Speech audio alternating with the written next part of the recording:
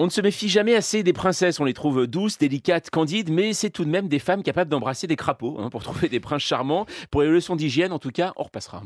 J'aime qu'on me change quand je suis mouillée et les pavoirs en coton.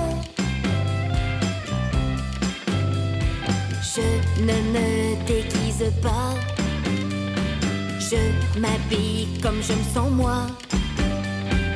Un bébé d'1m83. Alors bonjour Guédré. Bonjour. Vous êtes auteur, interprète, chanteuse, vous êtes actuellement en tournée dans toute la France avec votre album Guédré et les gens. Alors, le verbe être, c'est pas haïr, bien sûr. Non. Voilà.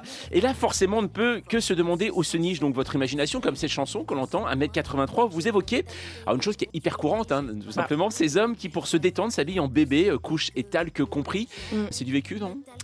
En tout cas, c'est une passion que je voue à ces gens, mais pas qu'à eux. Moi, j'aime bien un peu les choses dont on n'ose pas trop parler. Et ces hommes-là, je pense, sont assez malheureux de vivre ça en secret. Donc j'avais envie de les mettre un petit peu au grand jour. Et comment vous les avez découverts, justement, ces hommes-là qui s'habillent en bébé pour se détendre? Écoutez, ne faites pas l'innocent. Mais si, je sais qu'on est à la radio, on ne peut pas tout dire. C'est normal. Oui, bon. L'investigation avant tout. Oui, bien sûr. Mais j'ai une chance incroyable, je crois, c'est peut-être à cause ou grâce à mes chansons. En fait, les gens me parlent beaucoup. Je pense qu'ils me disent des choses. Est-ce qu'on se dit pas mince à ce moment-là? Je vous avoue que parfois on regrette un petit peu d'être comme la poubelle des pensées secrètes de son public. Mais non, en général, c'est quand même un cadeau énorme que me font les gens de me dire des choses que d'autres n'ont pas la chance de savoir, de connaître. Alors, vos concerts, vous appelez ça des constracs, c'est quoi en fait? J'ai pris la liberté d'inventer un mot. C'est concert et spectacle. Voilà. D'accord. Ça fait constacle. D'accord. Parce que c'est un concert, certes, mais il n'y a pas que des chansons. Il y a aussi un peu de blabla et des petites histoires et tout ça. Donc c'est un peu un spectacle. C'est-à-dire que vous revenez vraiment aussi, parce qu'au départ, vous avez voulu aussi être comédienne. C'est vraiment, finalement, davantage un travail de comédienne que de chanteuse, cette fois-ci? C'est vrai que j'ai peut-être plus utilisé mes premiers amours, mon premier métier, parce que dans ce disque-là, justement, en fait, chaque chanson est un personnage, chaque chanson est un genre. Et j'aurais évidemment préféré que ces gens viennent eux-mêmes chanter leurs propres chansons, mais souvent ils sont en prison, donc voilà. C'est dommage. Ça c'est dommage, mais bon, je suis sûr que ça leur fait plaisir en tout cas. Voilà, vous pouvez leur passer un coucou. Alors, on vous a connu en chanteuse, repoussant un peu les tabous, comme bien sûr avec cette chanson. Refaire sa vie avec une jeune bimbo, c'est quand même plus glamour que de se payer des gigolos. J'aimerais pouvoir pisser debout.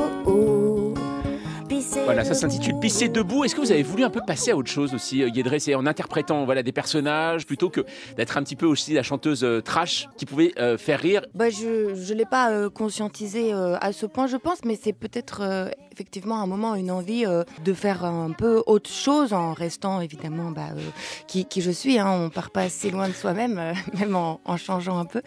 Et bon, peut-être pour éviter de tomber dans l'écueil de faire éternellement la même chanson, même si j'espère ne pas trop être tombée dedans. Mais ça fait du bien aussi de temps en temps.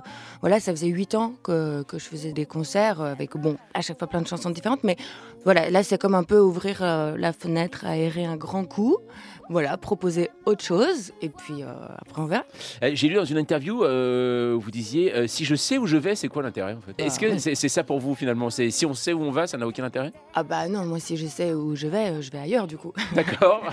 Voilà, bien sûr, s'il n'y a pas de surprise, il n'y a pas d'excitation et du coup pas d'envie et pas de curiosité, surtout la curiosité. Voilà, de l'inconnu, c'est ça qui est merveilleux, c'est qu'on ne sait pas. Et actuellement, alors vous savez où vous allez ou pas, Guédré? Actuellement, je sais à peu près à 4 heures. Vous êtes déjà arrivé à ce studio, donc voilà, c'est déjà bien. C'est ça, je vois à 4 heures à l'avance. Ouais. Voilà, effectivement, j'ai préparé ce spectacle, cet album, donc je le défends en tournée, puis après, je sais pas, et c'est ça qui est bien. La mise à jour de Guédré, c'est à suivre toute la journée sur France Info.